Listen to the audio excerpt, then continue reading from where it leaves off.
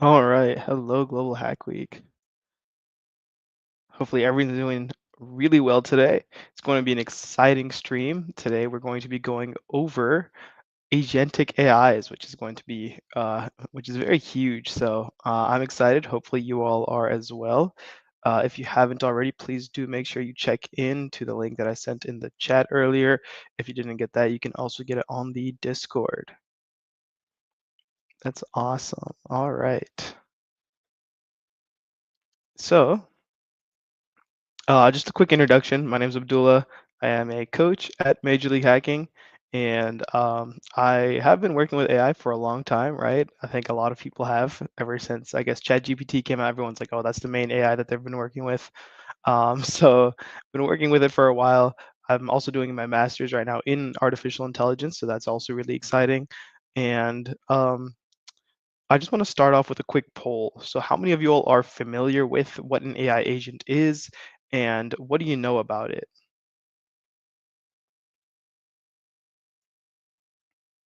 How much do you all know about AI agents?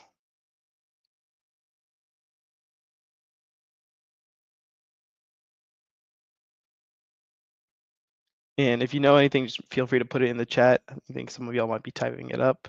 Okay, we have some people that said not a whole lot. That's totally fine. Here to learn. That's amazing. Um, okay, awesome. So that's great. What I first want to do is really just make clear what the real difference is, right? Because you might be thinking, okay, what is like a traditional um, AI? How does traditional AI sort of differ from an agentic AI, right?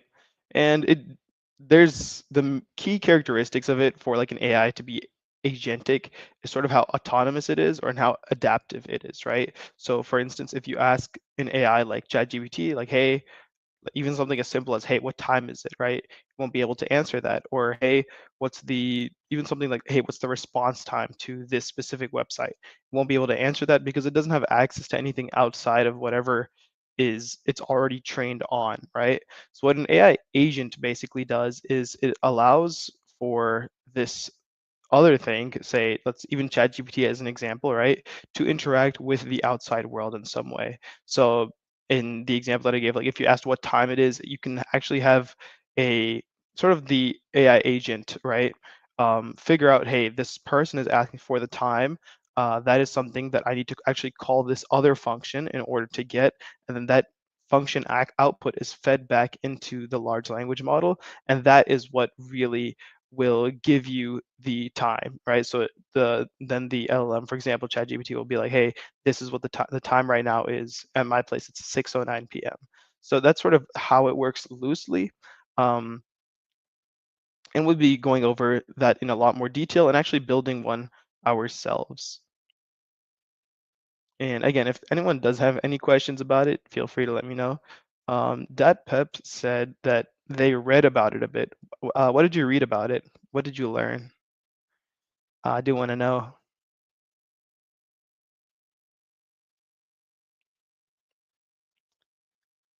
And while that Pep writes that up, some other ways that AI agents do work or any sort of agentic AI is it really has around four or so components, right?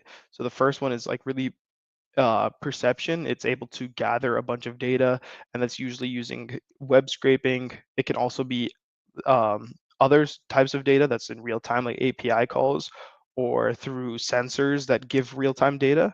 And then it also does some sort of reasoning, right? So then it sort of makes decisions based on some preset criteria.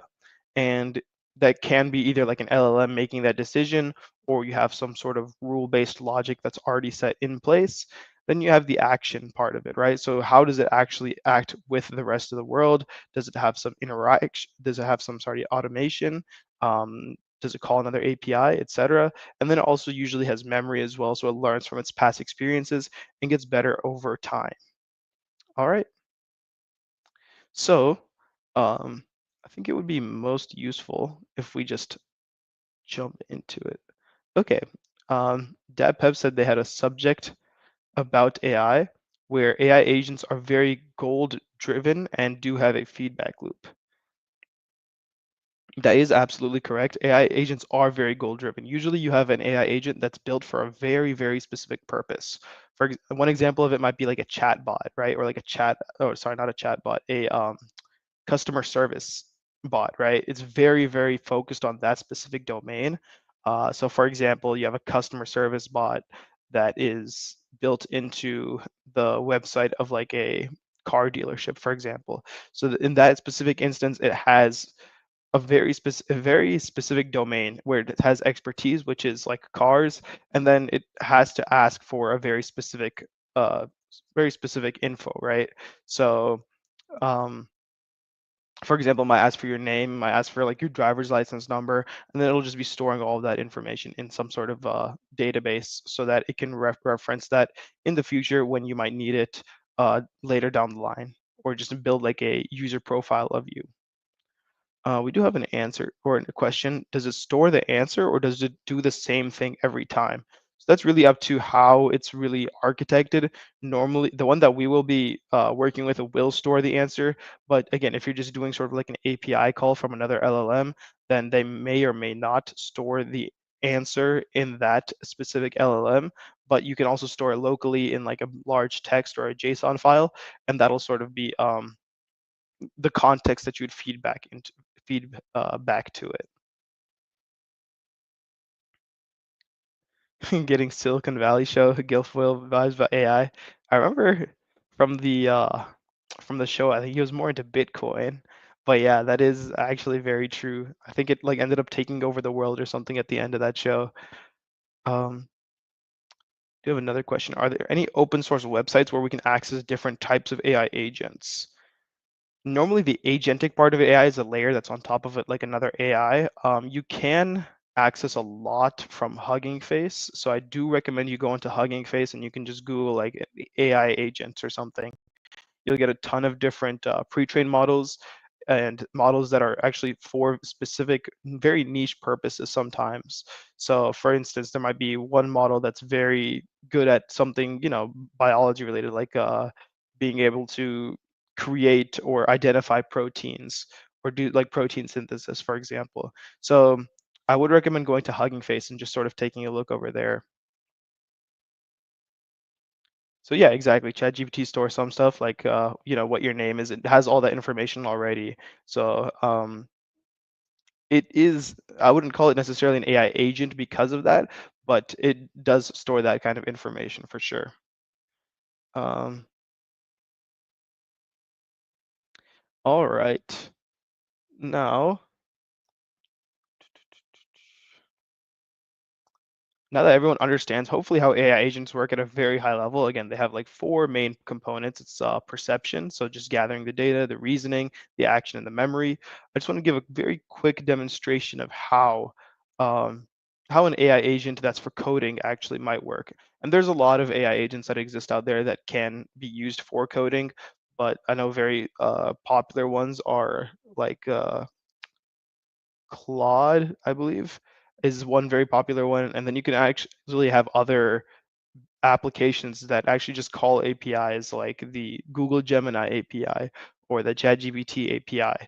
And then they sort of build an agent using those. All right. So let's see. Yes, Claude is absolutely amazing. Okay. So we're going to quickly do this just very simple demo.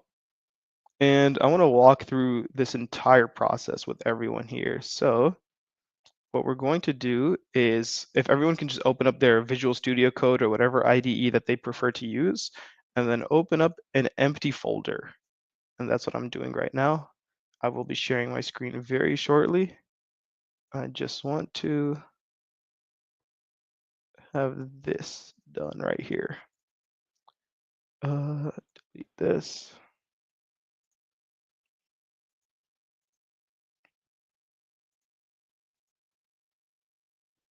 What else do I have open?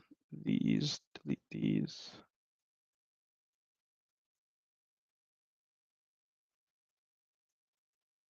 And delete this. Okay. Let me move everything to a secondary screen.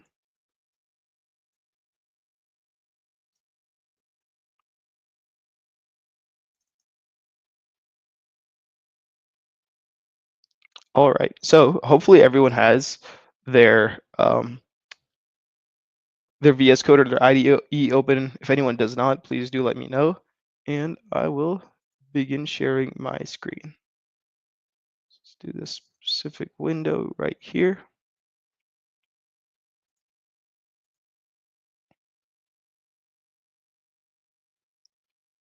And hopefully you all are able to see that I have a very open, just an open Visual Studio window open, right? And just demo, I have a .env file in it, and that actually has an API key that we're going to get together, so I don't leak my keys to the internet. So actually, most of the AI agents that you'll see, or most AIs in general, actually require you to pay a little bit of money in order to use them. But again, we don't want to pay anything. So thankfully, Google's Gemini does have a free API option. So that is what we're going to be using for this specifically. So let's get a Gemini API key, and I will share this link with you all.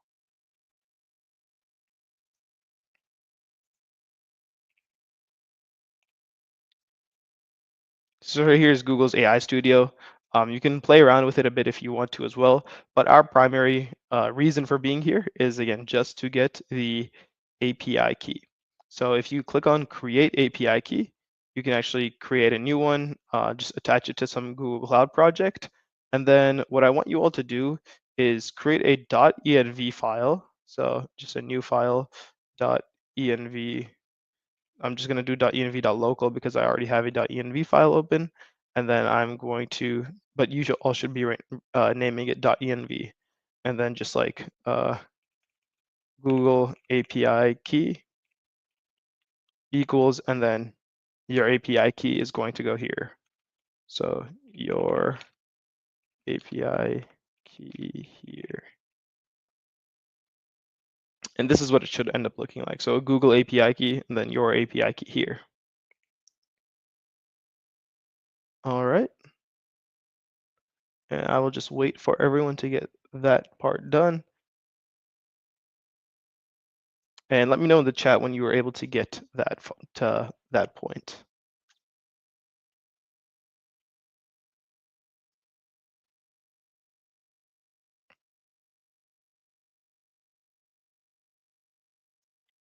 It should be named .env. I just named it .env local because I already had a .env file that already had my API key in it. So just to avoid, I think it is attached to a billing account right now. So to avoid incurring any costs, I didn't want to put it out on the internet. Although I could probably just rotate it out. Shouldn't be a huge issue. So again, just .env file and upload all that. Okay, it looks like we're getting some people that are ready. That is good.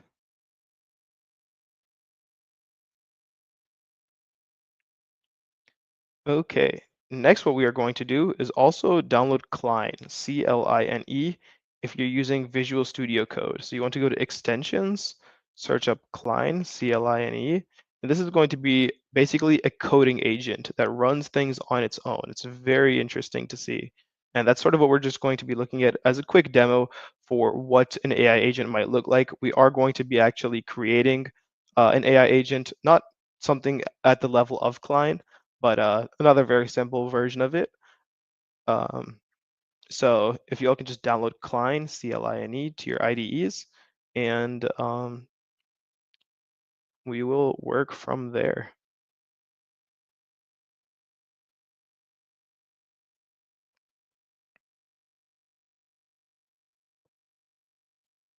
So just let me know when you have that installed, and then we can go to Cline and open it up, and it should look something like this. All right. So I'm just gonna pop mine out. Oops. Pop this out entirely and close this. All right. Now what you want to do is actually go to your settings and then add the API key that you had from earlier. So where did this, okay, the settings are over here, great. So go to these settings and you can either, I have right now set to Copilot Claude 3.5, but if you go to Google Gemini, you can actually add your API key and then select a model. You can use, for this one, let's try using something lightweight, but again, you can probably choose any of these since you do have the free version and most of these do allow for at least a little bit of just using at least a few before you get rate limited. So let's try 1.5 Pro. I should just go 1.5 Flash. And then you can just save that. And once everyone's done with that, you can just let me know.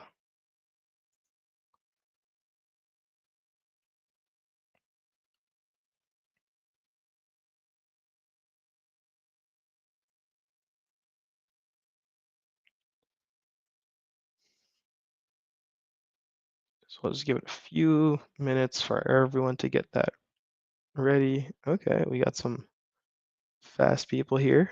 That's good. Give it maybe 1 or 2 more minutes just to make sure everyone else was able to get it, and then we can keep moving.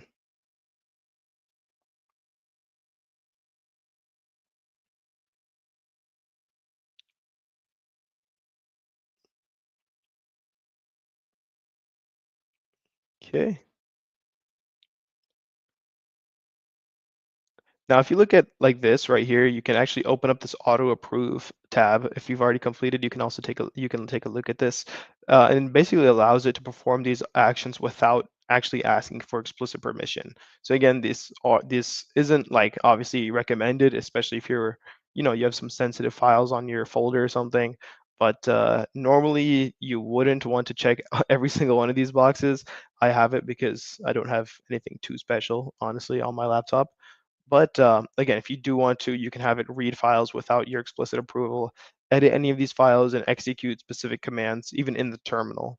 So usually destructive commands, it wouldn't really, say anything, but you can uh, you can have it also execute safe commands, use the browser, and everything else over here.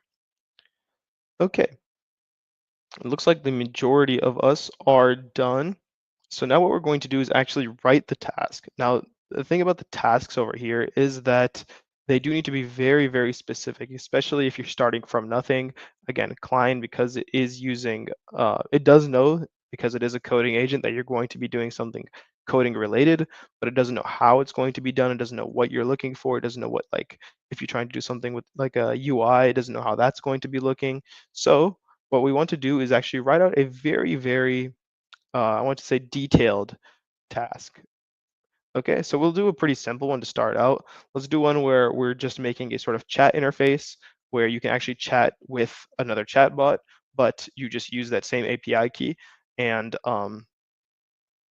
you are, yeah, you're just using the same API key and you're chatting with, a Gemini chatbot. So what I'm going to do is tell it to not combine any commands. Send them each independently.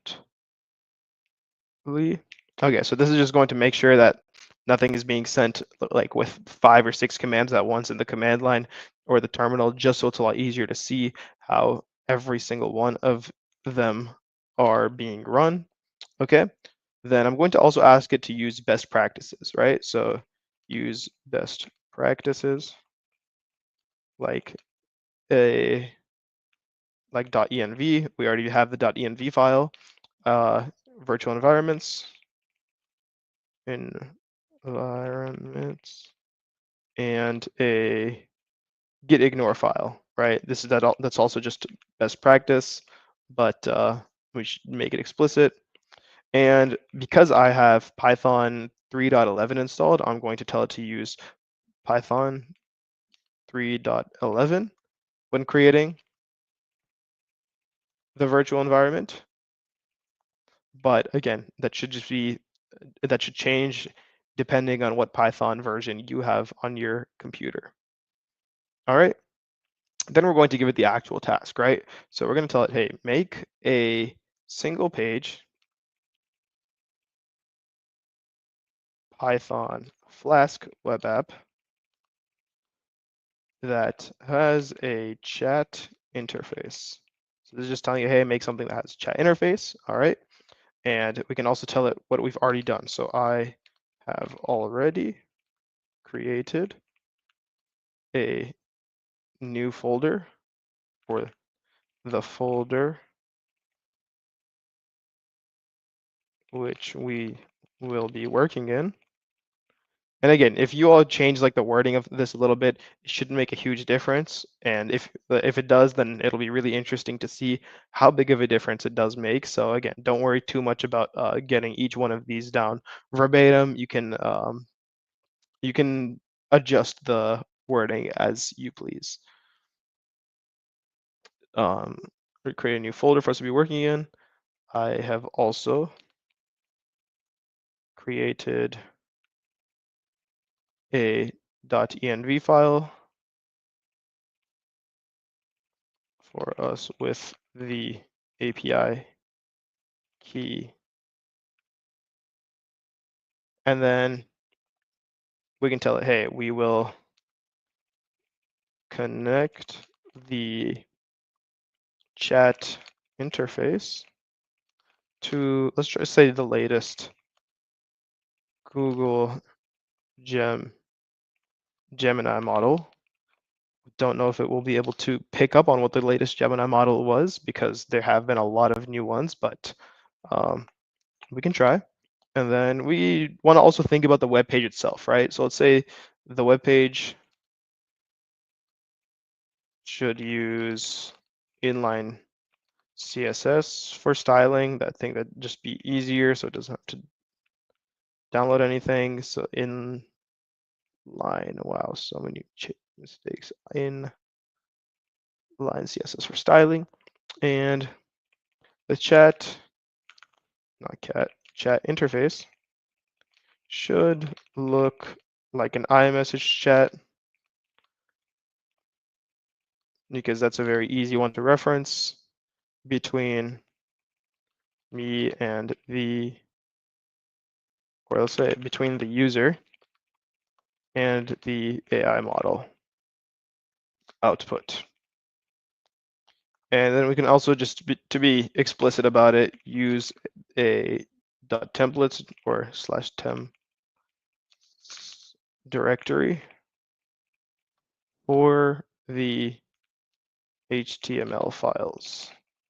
Okay, I think that's about all we really need right now, and then we'll see where it goes wrong, and we can always change things around then. But again, make sure it's in plan mode for first, just so that we know, okay, what it's actually going to do before it starts acting on it. And then this all looks correct. We don't want to combine anything, use best practices, tell it what to do, what we have done, give it a few additional details, and yeah, we could just send that. So you can see now it's actually just checking the API request for all of this, and then it's actually going to think about what it wants to do. It says, okay, so I want to read your environments file. It read that. Now it knows what API key it's being worked with. Then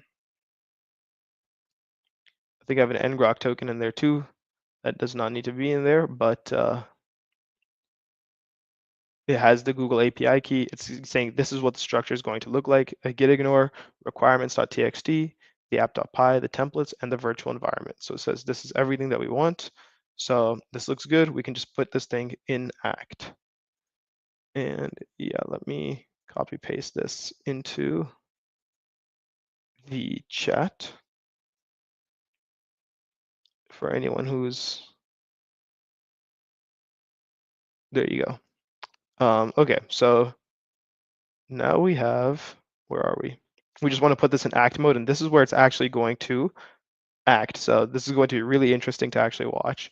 You see, we put this thing in act and it gets blocked due to safety, but we can always rerun that. Now it's creating the virtual environment and then keeps getting blocked due to safety reasons. Okay, that's interesting. Don't know why Google does not like these. We can always change the model if it's being too picky. Let's go with flash thinking and try that again. Okay, that's a lot better. Created a git ignore. Now you can see it's automatically putting everything that needs to go in the git ignore into the git ignore, and then we can just save that. And basically what it's doing is it is, again, now it created the requirements.txt. So it created a new file. It actually put in all the text for the requirements.txt. Now it went into the terminal. It installed everything, or is trying to install everything that is in the requirements.txt. Found some error in there, so it is fixing itself. It managed to fix the error, and now all the requirements are installing as needed, specifically the Google, I think, generative AI one. So once that's done, it'll probably start working on the main.py file, yeah, the app.py file, and you can see that it's actually created that now. So we can just save that. It's very simple, app.py. Now it's creating the index.html file for what the actual web app is going to look like. We can save that as well. And then it wants to actually try running it. So it just ran this, and let's see what we get. And again, this was all from just asking it to do something. Let's see. Don't think this part is being shown. Let me share this part of my screen as well.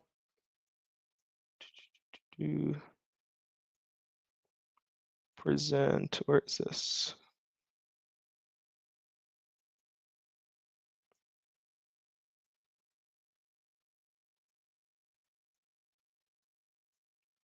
Okay, and this is what it looks like now. So let's say, all right, hello world, and send this to the Gemini chat, and then it just prints out hello world, or this is what it gives me this. So what else can I write? What is an AI agent, right? And then we can just send this to Gemini chat. It'll think for a bit, and then it should get a response back. There we go. An AI agent is an entity that can perceive its environment through sensors and act upon it through actuators. And that is basically exactly what this thing did, right? It perceived its environment. It said that, oh, it is not showing. That would do it. All right, there we go. So you can see I first wrote hello world, but the hello world disappeared. That is an issue with the actual implementation. But I wrote, what is an AI agent? And then it gave this long output. Again, it wasn't the greatest output in the world. I think this is in a very specific type of maybe like markdown, but you can see that it did give a response, right? So that is sort of what an AI agent can do. That is the power of an AI agent, is it can actually start off with just knowing a little bit of context. Hey, I'm in a VS Code or Visual Studio Code environment, and we are going to be using Python to make a chat, and this is what it output. So if we wanted to make this like look a little cleaner, we can always go back to the Visual Studio Code.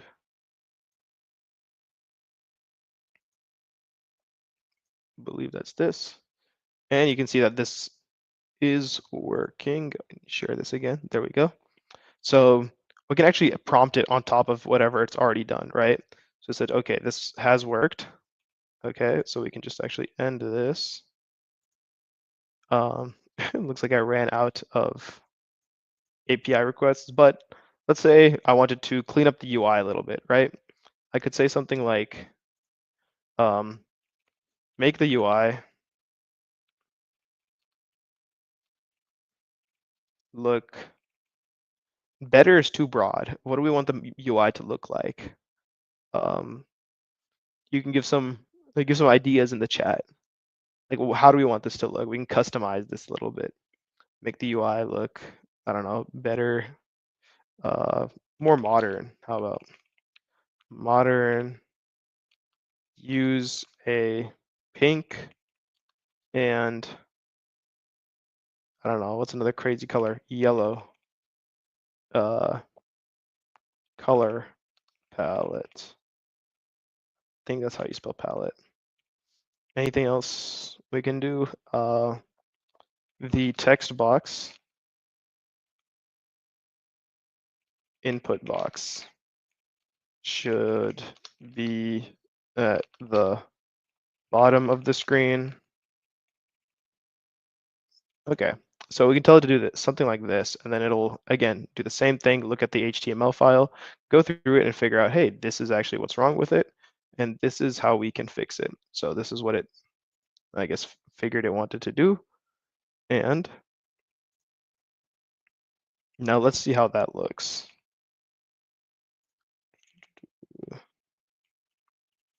We can, I'm not in the virtual environment.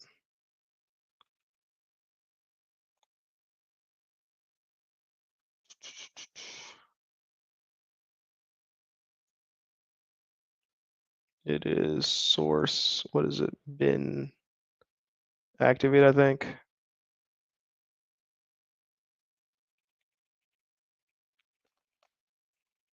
And run the and open app.py. Okay, so we'll just tell it to do this, and this should also do it. There we go, source. Yeah.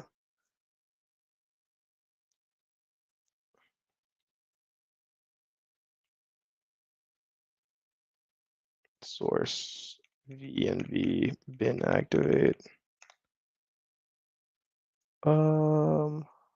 It is right here.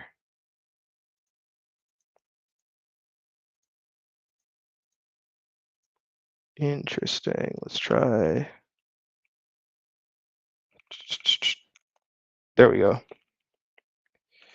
And then we could just run python app.py.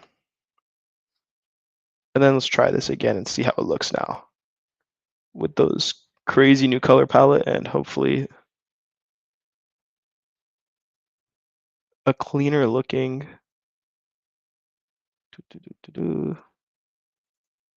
Press this, share this, window, Gemini. Okay, there we go. And now you can see we have a pink background and this yellow color palette, and this is now at the bottom. So now we can send hello world again, print hello world. What is an AI agent? And then it'll give us a long description of what an AI agent is. May or may not be the same thing. Okay, yeah, it was. So this is sort of, again, now what we have it looking like after we had to, do a few adjustments. Again, this is like a disgusting looking app. I'm not gonna lie, the colors are horrible. The, UI is not great, but this is a great example of how you can get it to something up and running very, very quickly using AI. And nothing else. So again, it is very, it's a useful tool to have in your belt. And next, what we're actually going to be doing is creating an AI agent that is capable of actually connecting to the internet. So for that, we will be using the OpenAI API key, and we will also be connecting it to Wikipedia and specific news networks to get news from. So it should be pretty interesting. We can actually go for a quick break right now. Let's get a 10-minute break, and then in 10 minutes, we can come back and we will begin our part 2. All right. So in the meantime, definitely please go ahead and grab a glass of water or do whatever else you need to do. And then we will reconvene at, for my time, 6:50 p.m. All right.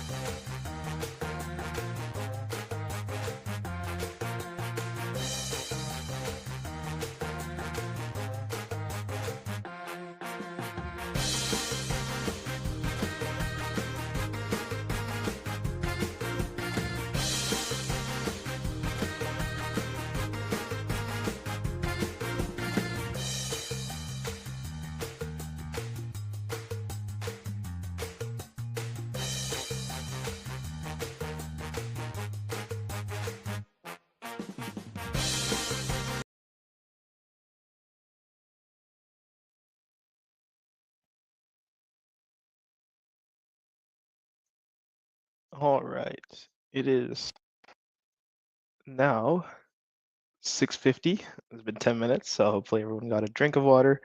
Um, so we went over sort of agentic AIs, how they work, and we saw an example of it, and we worked with an example of it to make our very own chat bots, which was really cool. Now what we're going to actually do is create an agentic AI. And again, it's going to be a very, very simple one, nothing insanely complex, nothing way out of the box, right? But it'll still give you a really good idea of how AI agents sort of work at the top layer, right? They're sort of there might be another layer on top of existing um, LLMs or existing models. So we can actually get started with that. And I'm just going to be reusing the same exact same workspace as I was using for the demo earlier, just because I already have my API key loaded up. And in the 10 minutes, I did a little bit of refactoring, so we won't need to use the OpenAI API key. We can just use the Gemini one, so we should be good there. All right. So hopefully you all are able to see my screen. These are all the basically artifacts of the client job that we were running earlier, but we can again delete all of these except for let's not delete the VENV, the virtual environment. We can keep that for now. And let's keep the .getignore and delete everything else. So now this is what yours should look like, just a getignore if you want. You may or may not be publishing this to GitHub, the .env file, and the virtual environments file. Okay.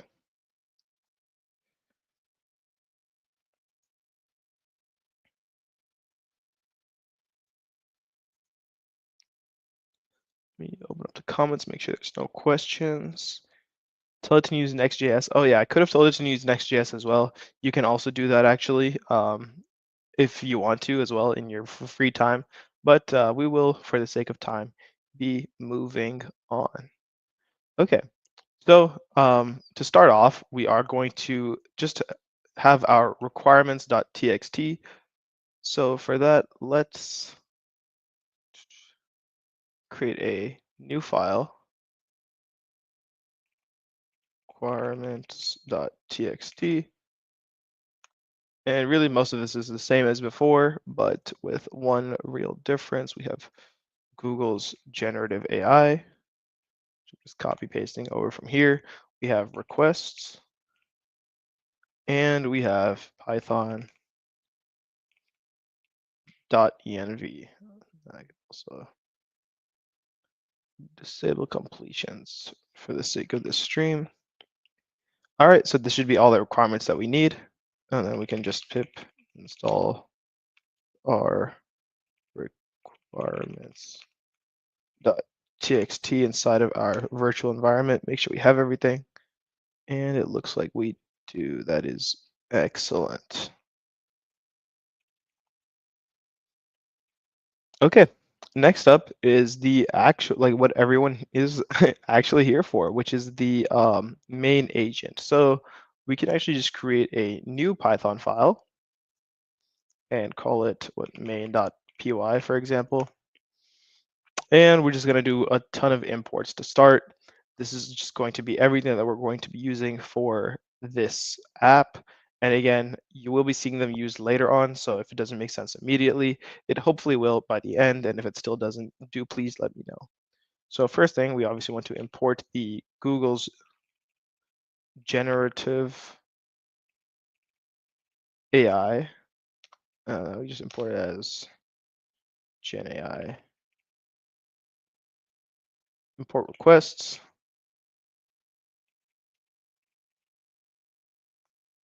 Import JSON, import date time, import OS, not OS error. Ooh.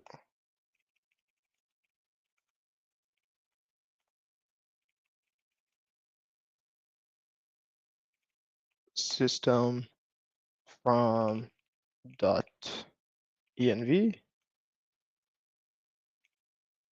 We can import load dot env for everything that's in our env file. Dot env. And then from typing, import list and any. Okay, so this is just going to be, again, a very quick and dirty sort of just all the imports that we're basically going to be using for this. All right. So if you see something you don't know immediately, don't be too scared. Let's see. Let's see. Someone said, I just came back and we took a look at the changes made again. All we did was the requirements.txt, which was, I think I see someone asking to paste it in the chat. I can definitely do that. So these are the requirements.txt.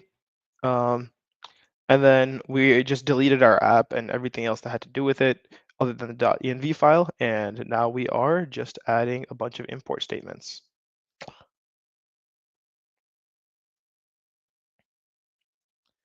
For quickly setting up a web interface, do you have any opinions on Flask versus Streamlit versus Flutter?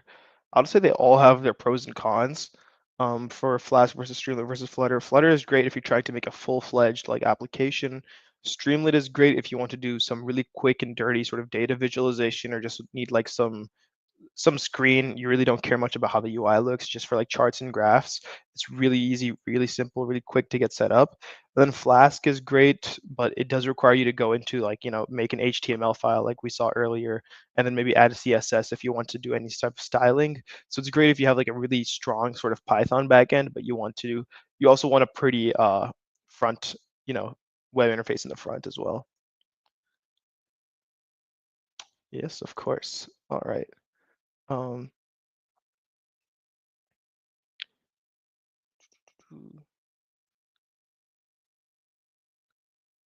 right, now that we're here, we can actually just load the environment variables. So let's say that load, and that'll just be a very quick load.env. All right, and then we need to actually configure our Gemini API, right? Our Gemini.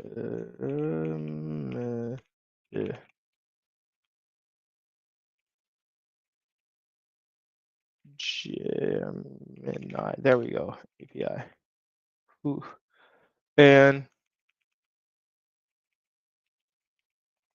okay, that would be Gen AI, which we just imported .configure your, and we're just going to basically get the API key. So that's API key equals our os.get env, and we want the Google API key.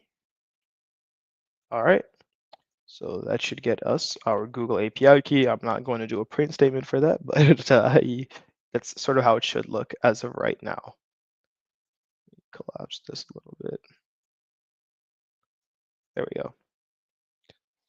Is any other questions? Okay, looks like we're doing pretty good. Then we actually want to define our agent class, right? So we can do our class agent.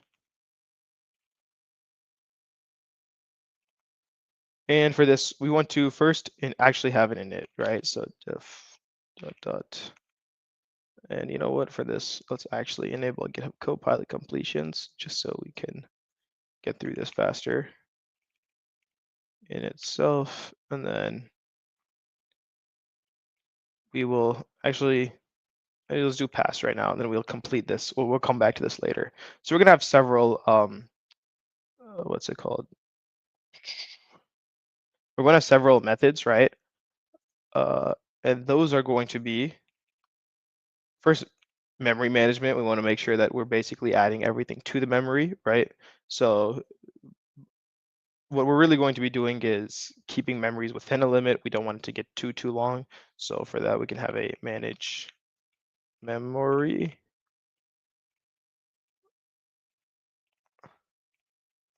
Let's pass that.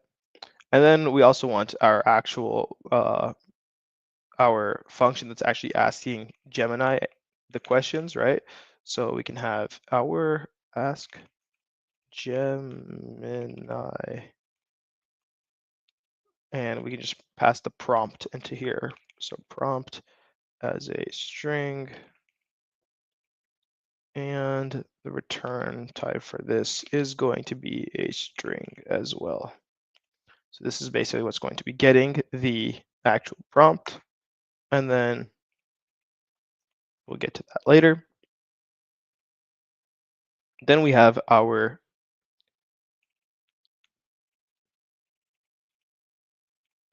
Wikipedia fetch. We're going to be fetching from there as well.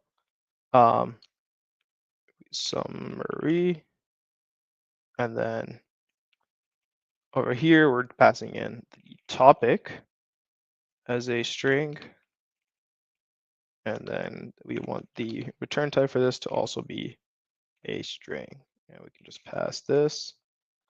And then not too sure if we'll have enough time for this, but if we do, we will definitely go for this one. So fetch news. So this will just be collecting news articles from the internet. And again, for this, it's self and then keyword as a string, return type is a string.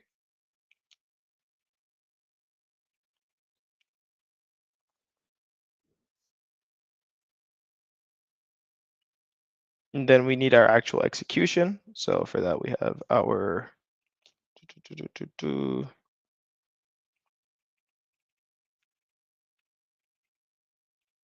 execute task, self, and then the actual task.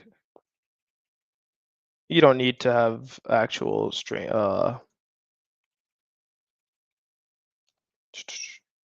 You honestly don't need your variables to be explicitly stated as strings. You can keep them however you'd like. I just like doing it for cleanliness so that you know what we're actually getting in and what we're outputting.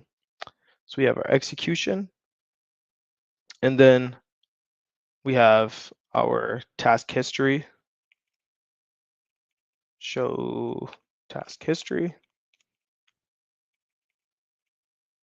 And this is just going to be outputting a string, or actually a JSON dump. So we can get back to that later. And then we have our actual main.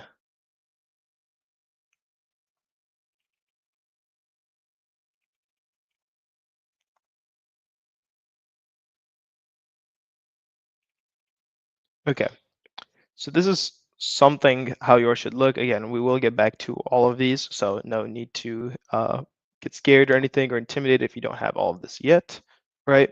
So let's see if anyone's asked anything. A quick overview of what each function does to achieve our goal. So again, our goal is to make basically a chat app almost very similar to what Gemini already does, but we're adding another layer. So an agentic layer on this that'll give us that does very specific tasks for us. So in this case, it is specifically fetching the Wikipedia summary and fetching news articles, right? The main one that you want to see here is fetching the news articles. This is like an interesting one. Honestly, I'm thinking we can just get rid of Wikipedia summary if we don't have enough time. But because large language models like ChatGPT, Gemini, they do not have the most up-to-date information, they might not know something that's happening today, right? So for example, if I asked ChatGPT, is the Gulf of Mexico called the Gulf of America for some reason, right? Then it would say, no, absolutely not. Why would you even think that? But if I search that on the news today, that is not going to be the case. You'll see that Google Maps actually renamed, if you're in the US, the Gulf of Mexico to the Gulf of America, as an example, right? So that's sort of something that you would only get if you do like fetch news, right? You wouldn't get that if you asked like ChatGPT. And we could actually just do a quick demo of that too, or actually, for the sake of time, maybe not. But we might do it when we actually go build out this agent. So that's a high level of what fetch news and fetch Wikipedia summaries for. Ask Gemini is basically just doing the API call to the Gemini API. Memory management is just adding a few. I think it's maximize. It's just to maximize the number of uh, queries that are being stored in memory. And then show task history is just a command to show the history. So those are again lower priority ones. The first one I really want to work on is fetching the news and maybe fetching the Wikipedia summary. Obviously, we'll have to do the Ask Gemini as well. Hopefully that answered the question. But let's dive right into it. Okay. So let's start with our actual main function, right? So let's go with quick try.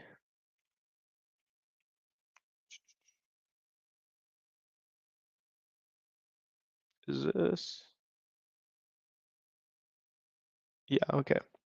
So first we want to make sure that we are able to actually get the API keys. So if not os dot, what is it, get env Google. Yeah, I'm turning on completion for this.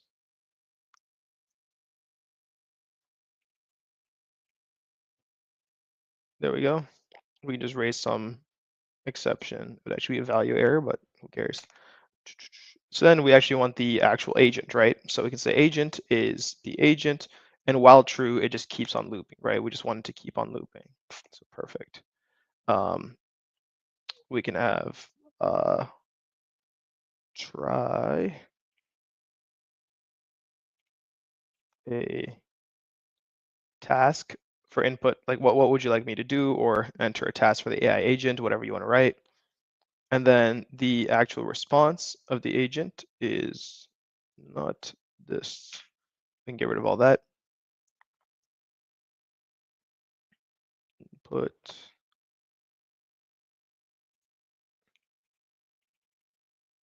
and we just strip the input for this just for to keep the input clean.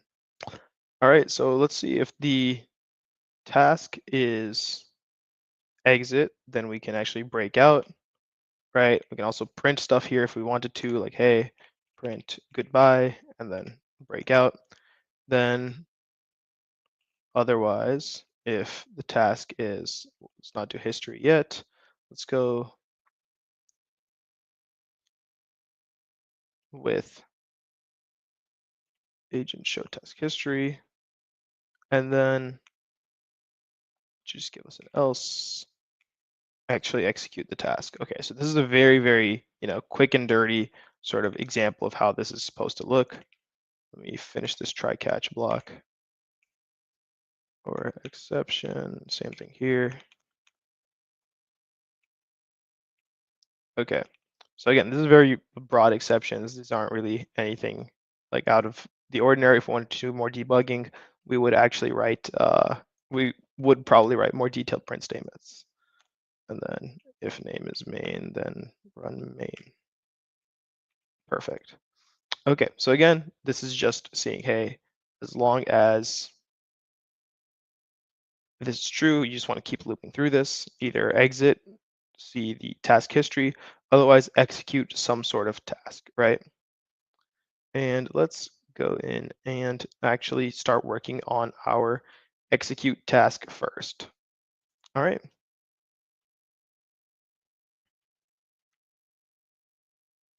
Well, let me just leave it over here for a couple more minutes so that everyone's able to get that down. And in the meantime, let me see if there's any more comments.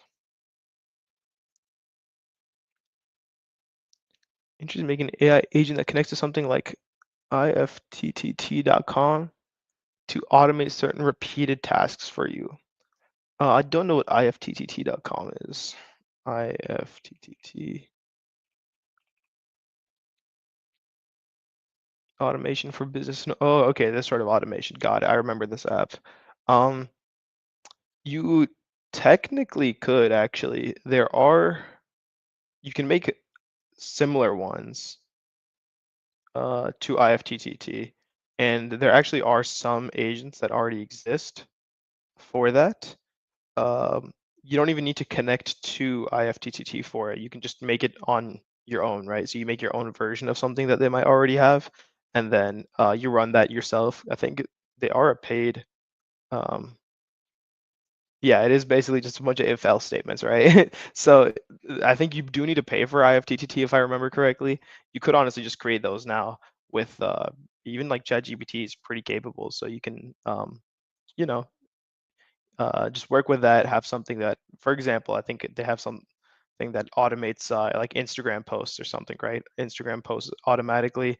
Now you have like ChatGPT and other AI agents that can actually interact with your web browser and click around there, see what's going on. So that's also something you can look into. Okay, now let's start working on the actual execute task. So this is going to be sort of the most important, I would say. Uh,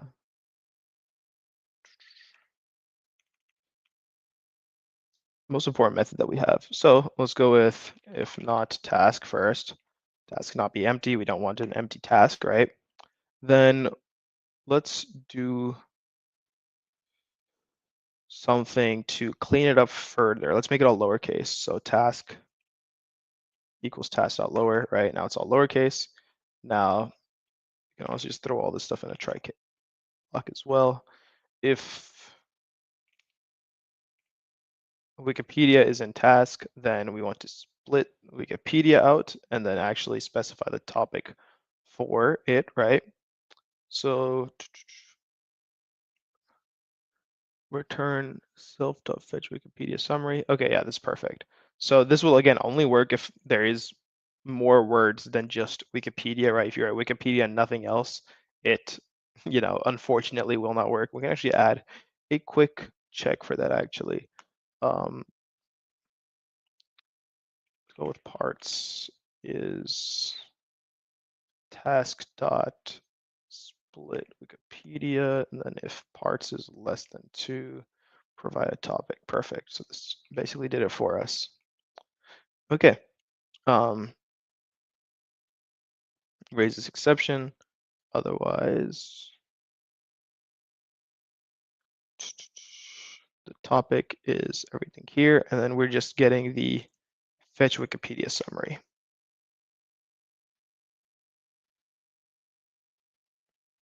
Otherwise, if news is in the task, then again, same thing for the news, right? And then we can also do that same thing, like the last case, again, if it doesn't have news or Wikipedia in it, then we would just want to ask Gemini that specific task. And now let's end this error block, and this should be good. So again, we used actually another AI to make this a lot faster. But what we did here was for executing the task, again, if there is no task in there, we obviously say that, hey, give us something to do. Task can be empty. We want to make sure everything's lowercase. If they ended up capitalizing the W in Wikipedia, then that's not the same as lowercase Wikipedia over here, right? So we want to make sure it's all standardized just for this. Then we're going to ask for it to provide a topic to search for. Otherwise, do everything here. All right, next, let's actually implement the fetch news. All right, this should be pretty interesting. So fetch news, actually let's do Ask Gemini first, just because I think that would be a little more, it's the broadest one that we could probably get, right? So for Ask Gemini, it should be pretty simple, but again, we'd have to add a lot more if we wanted to do all this memory management. I'm thinking let's actually just ignore that for now so that we're not doing any memory management.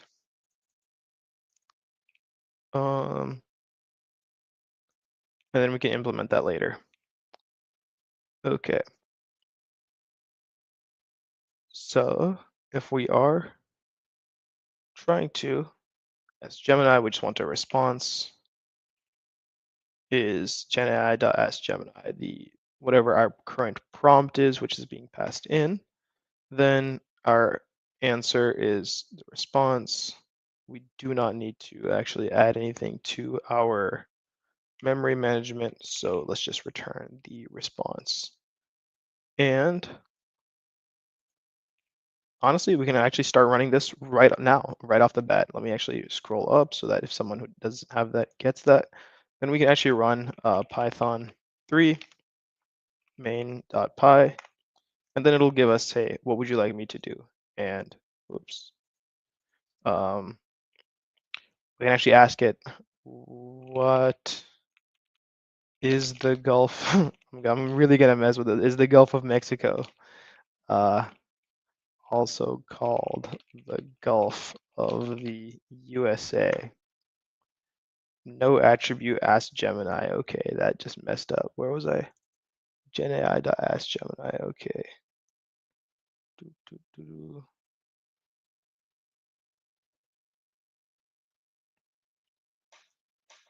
Okay, so for ask Gemini,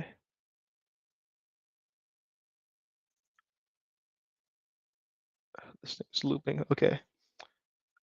We can chat.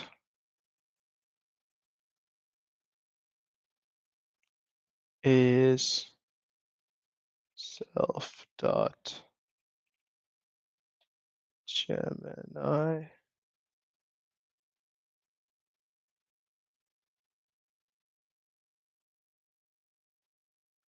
Ooh.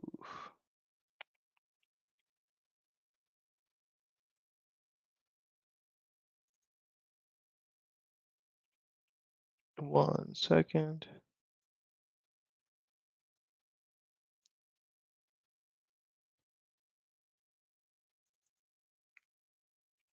Okay. I just remembered we didn't even fill out the inits. Okay. So for this, again, we have our actual model, which is self.model equals model. We'll probably be using one of, oops.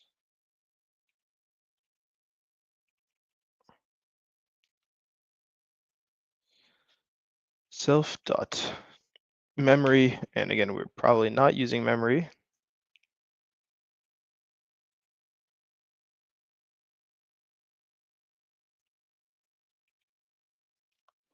Model memory.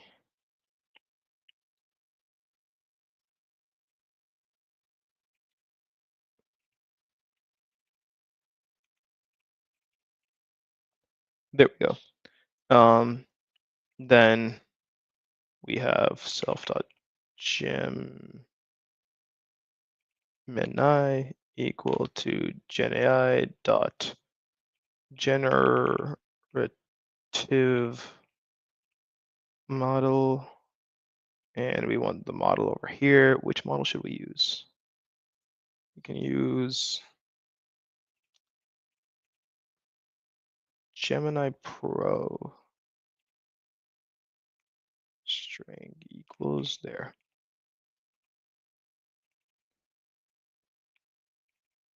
Okay. Gemini Pro memory we are not using as of right now. Okay, much better. So over here we have our specific, erase all this. Okay. Self Gemini ask prompt, return a response.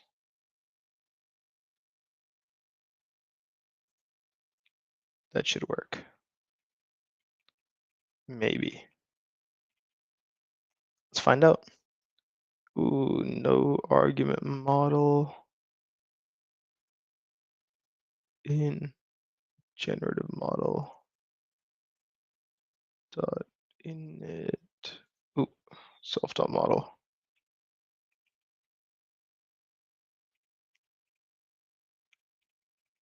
Okay.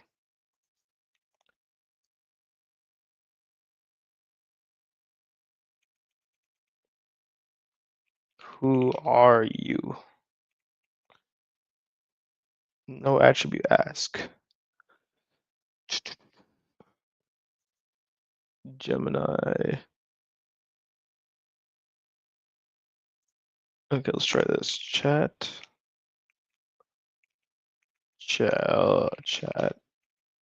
is self.gemini dot start chat.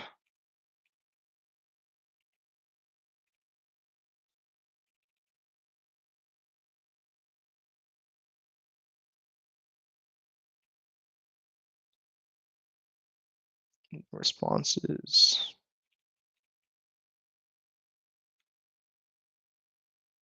Chat dot send message.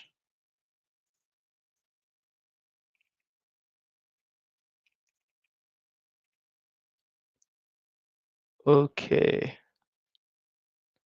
Which is the prompt, and then the answer is response dot text. So response equals response dot text, and then we're just returning the response. Hopefully this one works now.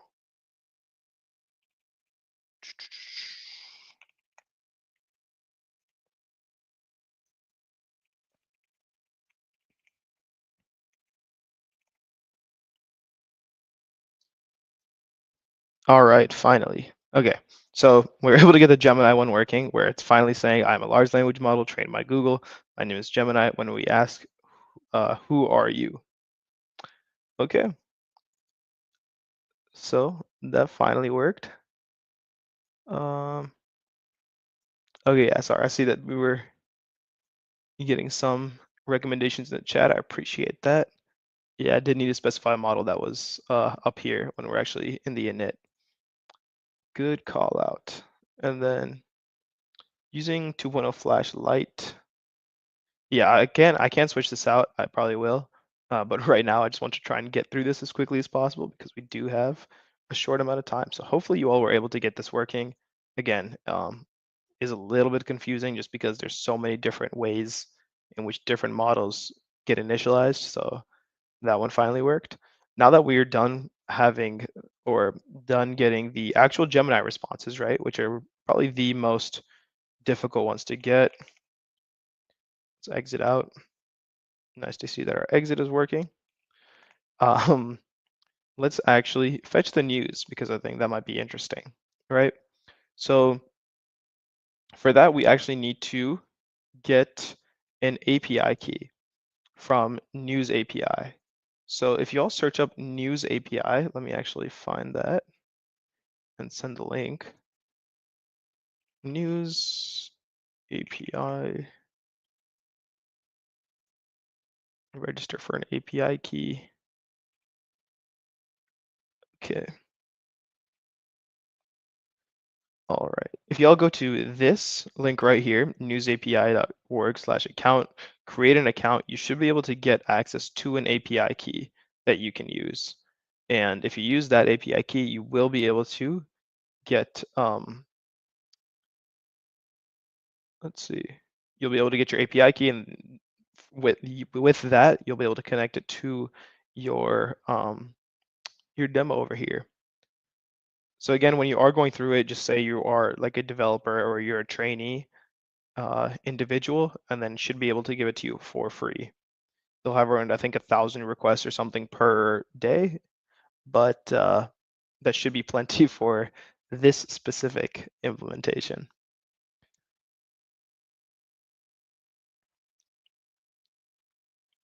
All right, yeah, you're welcome. Thank you for being here. I appreciate you all actually coming out. Again, I don't know what time it is wherever you all might be, but wherever it is, I appreciate you actually taking the time out to come and watch the stream.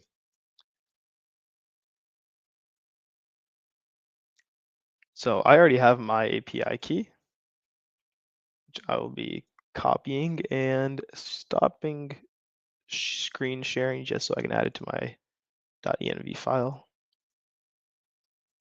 So that will be news API key equals, and then you can just put the API key there.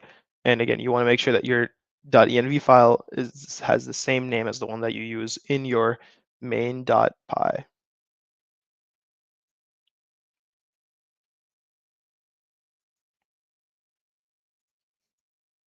There we go. Okay, so I've gotten the API key and I've added it. Just waiting on you all. Let's give it another couple of minutes and then you all should be ready to go. And again, if you do have any questions, do let me know in the chat. I'll do my best to answer them.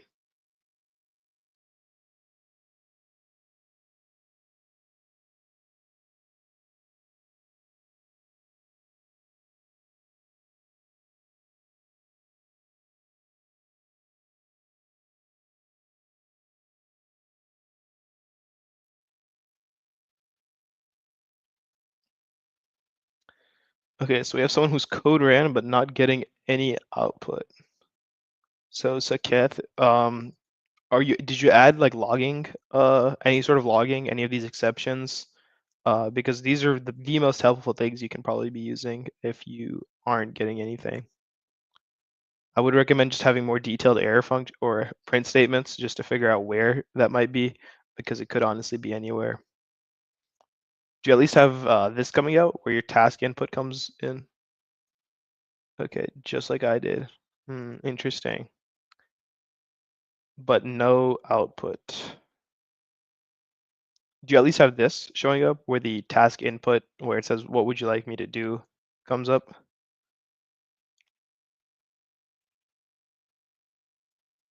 Definitely see if this comes up. If not, then it's something before this, which is probably just an issue with the API key not being found in the .env file, or the agent itself not being initialized. So it's probably an issue over here. Make sure you have all the init completed. So this should all look something like this. And again, you don't need any of the memory stuff, but you should definitely focus on everything else.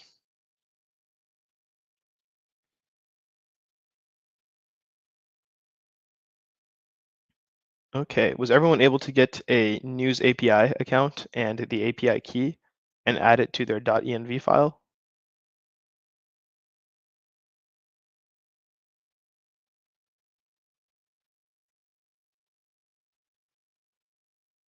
Okay, we have some people. That's good.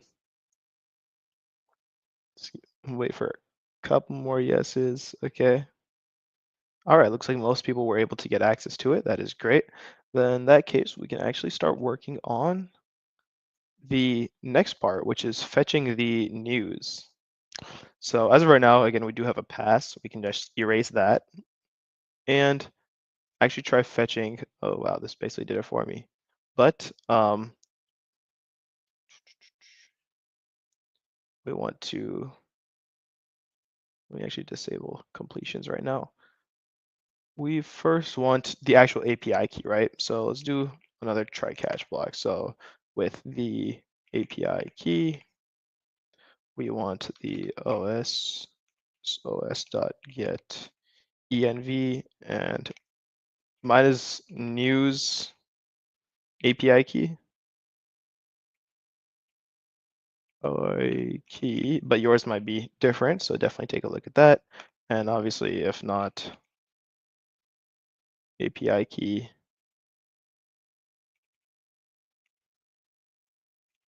then raise an error.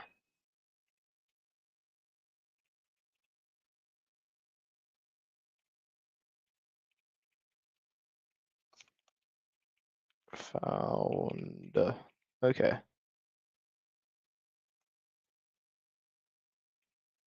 Now we will have our actual URL, and I think for this, I'll just enable autocomplete again because I do not want to type the whole thing out. But again, the URL is,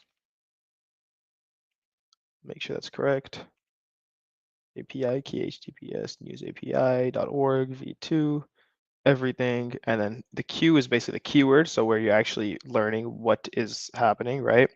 And then the API key is obviously the API key. Let's only get, let's say, 5 or so results, because we obviously don't want to flood our chat. So for that, we could just do and page size equals 5. Perfect. So it should look something like this, where URL is news API, all, little long, but that's what it should look like. For your response, you can just do request.get URL, and we can also actually set a timeout of, let's do like 10 seconds in case their servers are loaded, which shouldn't be, but you never know. And then the data is response.json. We get that. Then we can actually get the articles as well from that data. So these are just the articles, and we're just getting all the main information off of this. So we'd need to format it as well. Let's actually also do, if not articles, then no articles found, because we do want to make sure that there is actually news that is relevant to this, not just something that there might be no news for, especially if you put in random information or random characters. So next we actually need to clean up all of this. So let's do formatted articles. Sure, is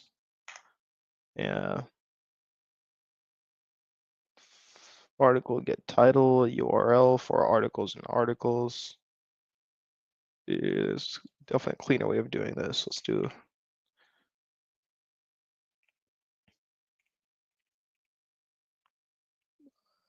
one dot article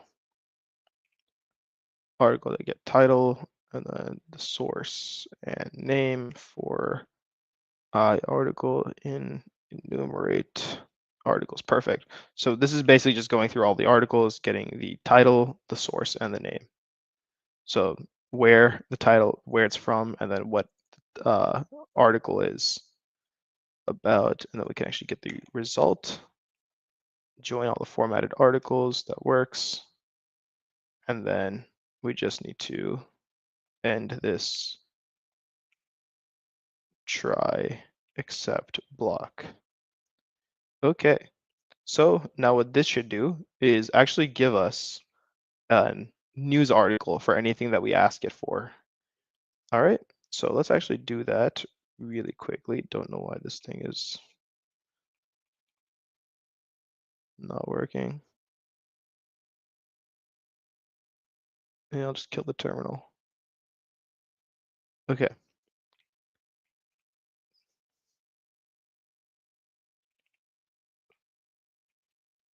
Source is a V.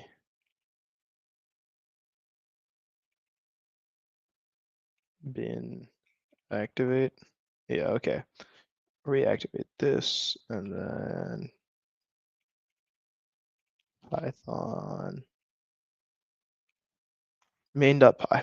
All right, so now it asks, what would you like me to do? And again, you can see I just added a new line because it would look kind of ugly when it was right next to it. So let's look for something news, right? News about the Gulf of America. Interesting. So now you see we get a list of 5 results, right? In this specific format. So I+1 is sort of the number article, the title of the article, the source, and all of that. So you see Google Maps will rename Gulf of Mexico to Gulf of America, but only for US users as an example, right? And then we get a bunch of information about that specific thing. So we can also ask for news about something else. News about, I don't know, what's something not too political. Economy. Let's do about the economy. Then it gives you some information about the economy. Obviously, it's not completely perfect. It has some interesting articles from Wired, I guess, but the rest of them are accurate. It has some stuff to do with the economy. Then if we have something that has absolutely nothing to do with news, right? Like who was the, I don't know, what is the largest country in the world. Then it should give us the Gemini response, which I think it's waiting on. And it gives us Russia. Perfect.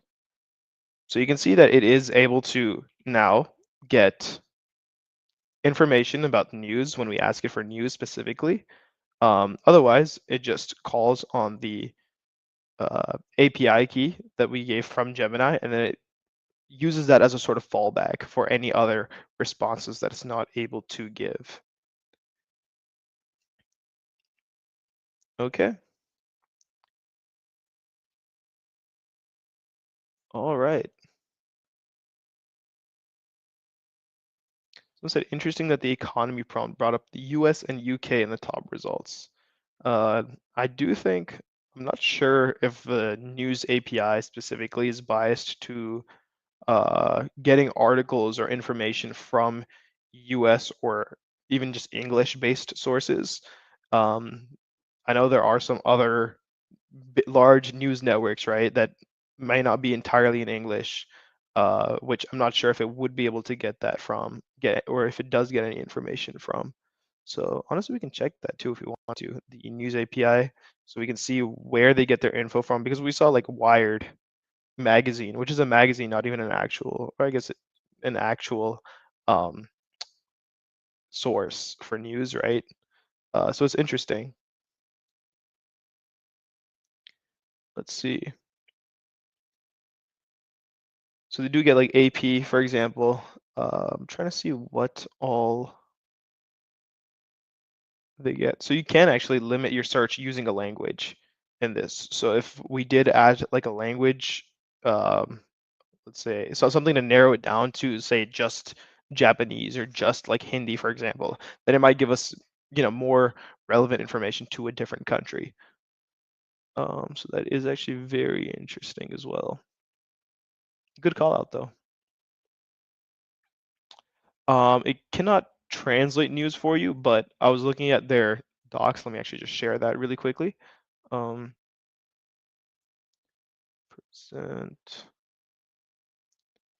my screen. News API. There you go. So this is the News API website. So you can see sort of how you can add additional filters, right? And this is actually something you can use to expand the code that we just wrote as well. So as of right now, it has, okay, so everything Tesla related from the last month sorted by recent first. So sort by published at, and it just drops the API key in there as well.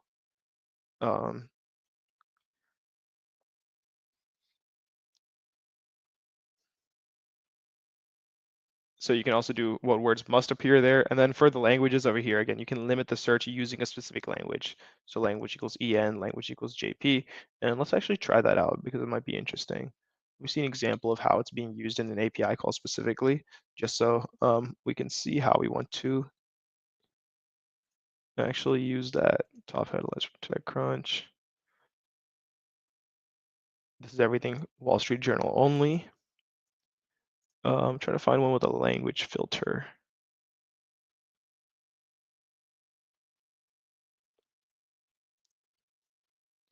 Okay, hopefully it doesn't matter where the language filter is, but let's add it. And I need to stop sharing my screen and then share it again.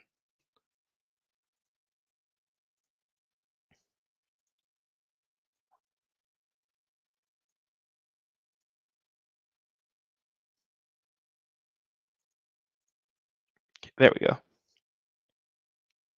So honestly, we could also ask for the language, strip the language out, and then if we have like it, say an array of languages, we could also do add that. So everything Q is this as the API key. I don't think the order actually matters, which is great. Let's say and language equals. Now let's see what languages they have available.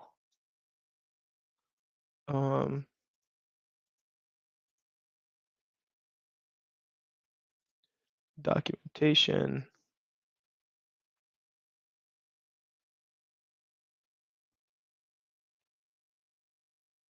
They have top headlines, sources. Oh, you can source by country as well. That is interesting. HE, don't know what HE is. ITNLPT. Oh, I'd say we wanted only Russian. We could do language equals RU. And then let's see how this works.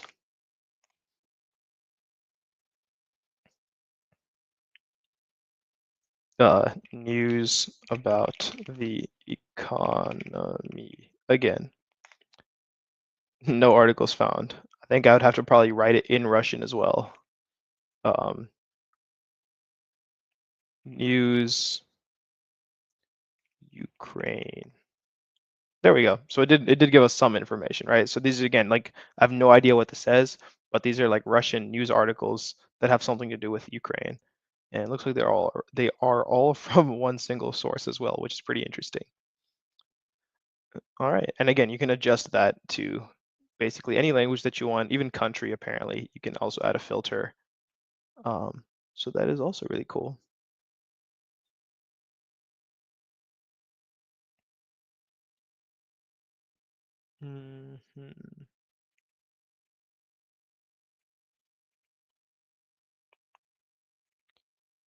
Let's just try that. So, and country equals IN. So for like India, and then again, you can like filter that out. And if you wanted to, you could also get that information from, let's say, their IP address or something else, and that can be another input that is also taken into account. So let's actually try running this again. And then news about, I don't know what current events are going on, but news about the economy again. No articles found. Okay. But you get, I think, the idea. Could we get Gemini to translate for us? You could. I think you could. It just wouldn't be very good at it, though. There are other models that you can use for translation that work like miles better than Gemini does, that are like specific for just translation. So I would recommend actually you can add another layer on top of this as like a translation layer as well. So that would be sort of another almost agent within agents as well, which is something else that you can also make. So we've gotten about this far. We can also add the, I guess, a Wikipedia task, because that should be that's going to be actually really simple. So just going to get like a quick Wikipedia summary about something that we want. And looks like this basically gave all the code to me immediately. Shout out GitHub Copilot. But just to make sure that this is completely right, we have our URL. View one page summary on a specific topic, then we have a response. 10-second timeout is fine. Our data as JSON, extracting that info. And then we append. Okay, so this looks like it should be working, should work pretty well. Right off the bat, Python main, let's say like Wikipedia, I don't know, something, Formula One, for example. And then it gives us like a quick summary about what Formula One is, right? Formula One, abbreviated F1, highest class of international racing for open wheel single-seater Formula One racing cars. That's sanctioned by the FIA, and it just gives some information about it. So we can also do Wikipedia. I don't know how up to date this is. This was not spelled correctly. Wikipedia or something else. Let's see, code. I'll just do Python or AI. Why not? There we go. It just gave us, hey, AI is artificial intelligence, intelligence demonstrated by machines. So that is pretty much everything, right? And then if we write like, hey, news, give me news for news about, I don't know, people. This should be, oh, I really thought that would be generic enough. News, food, no articles found. Maybe it's the country. But if we asked it something completely like different, right?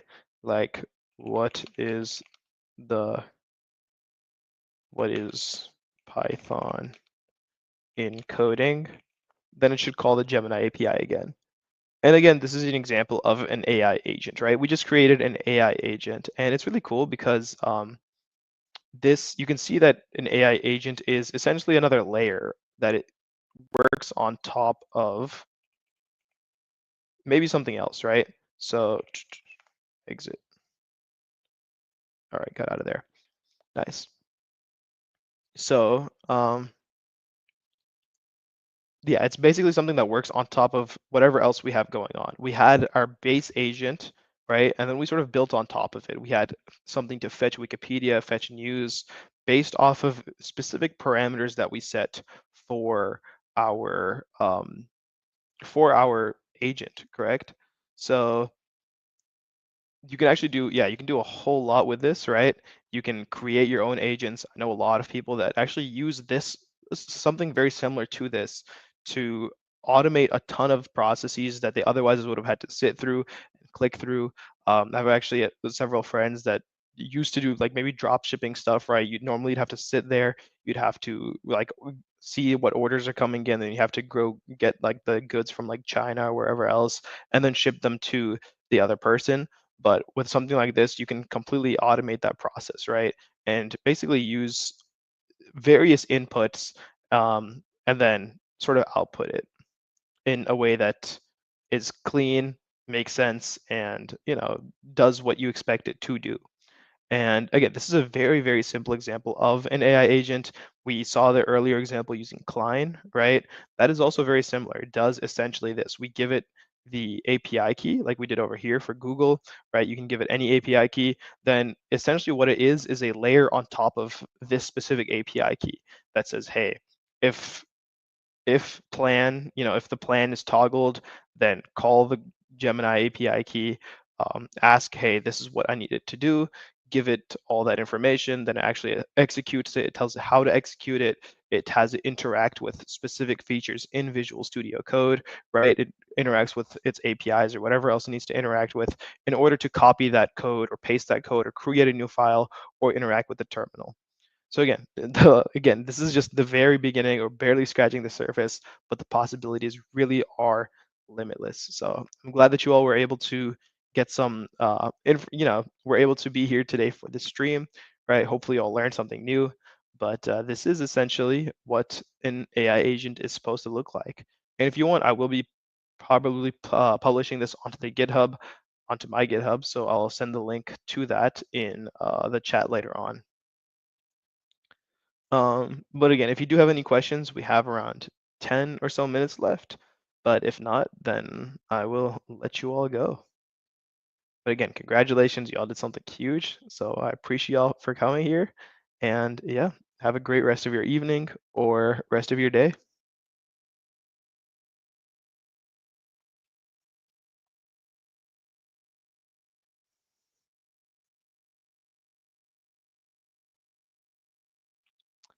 I can definitely show the Wikipedia function. Do that really quickly. There you go.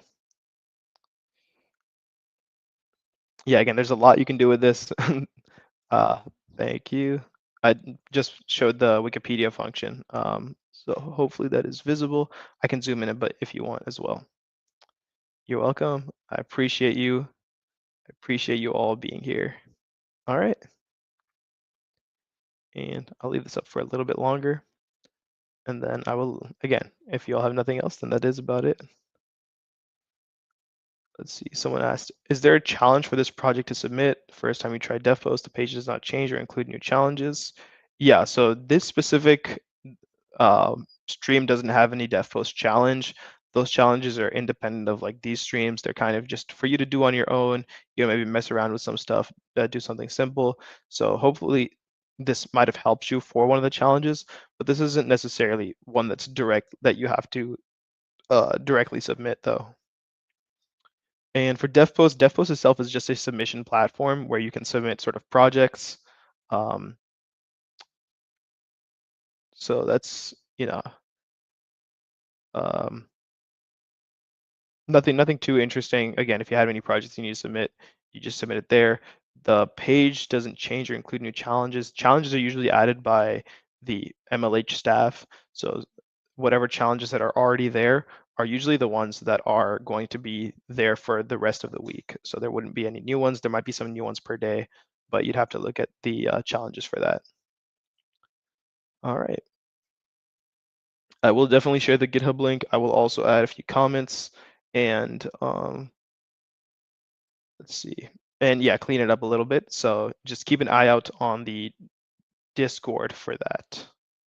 All right. Okay. Hopefully that is it. Again, appreciate you all being here. And I will hopefully see you all at the next stream, which actually starts in 10 minutes. So if you all have a little bit of time, feel free to hop in, join that. That is actually going to be on doing image segmentation on satellite imagery. So it should be pretty cool. A lot of interesting stuff going to happen over there as well. So looking forward to you all being there.